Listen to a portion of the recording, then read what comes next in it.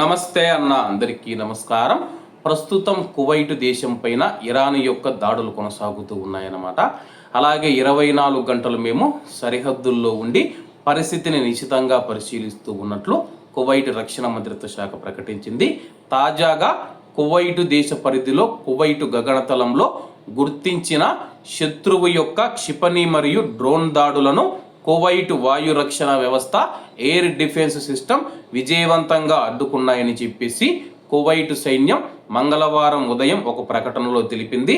కువైట్లో వినిపించిన పేలుడు శబ్దాలు శత్రువ దాడులను విజయవంతంగా తిప్పికొట్టడం వల్లే సంభవించాయని చెప్పేసి కువైట్ సైన్యం ప్రకటించింది.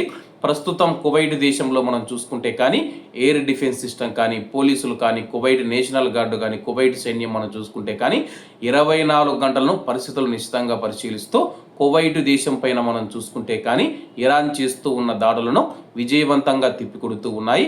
అలాగే చాలా మందికి డౌట్లు వస్తూ ఉన్నాయన్నమాట. ఈ పేలుడు శబ్దాలు ఎందుకు వస్తూ ఉన్నాయి అంటే కువైట్లో ఎక్కడో బాంబులు పడిపోయాయి కానీ కువైట్ సైన్యం తెలపడం లేదు, కువైట్ ప్రభుత్వం ప్రజలకు తెలపడం లేదని చెప్పేసి ఆ పేలుడు శబ్దాలు ఏవైతే ఉన్నాయో బాంబుల శబ్దాలు కాదని చెప్పేసి కువైట్ గగనతలంలోకి ప్రవేశించిన డ్రోన్లు కావచ్చు క్షిపణులు కావచ్చు వాటిని మేము గాల్లోనే పేల్చివేస్తూ ఉన్నాము.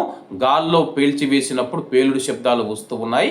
ఆ యొక్క పేలుడు శబ్దాలు విని ఎవరూ భయపడవలసిన అవసరం లేదని చెప్పేసి అలాగే యొక్క శకలాలు ఏవైతే ఉన్నాయో డ్రోన్టివి కావచ్చు క్షిపణులవి కావచ్చు మీ పరిసర ప్రాంతాలలో పడితే కానీ 112 నెంబర్కు ఫోన్ చేసి అధికారులకు సమాచారం ఇస్తే అక్కడికి అధికారులు మరియు సైన్యం చేరుకొని అవి ఒకవేళ పేలకుండా ఉంటే కానీ వాటిని నిర్వీర్యం చేస్తామని చెప్పేసి ప్రస్తుతం కువైట్లో మనం చూసుకుంటే కానీ ఇప్పటి వరకు వందల సంఖ్యలో డ్రోన్లు మరియు క్షిపణుల యొక్క శకలాలను అయితే కువైట్ సైన్యం అయితే సేకరించడం జరిగింది.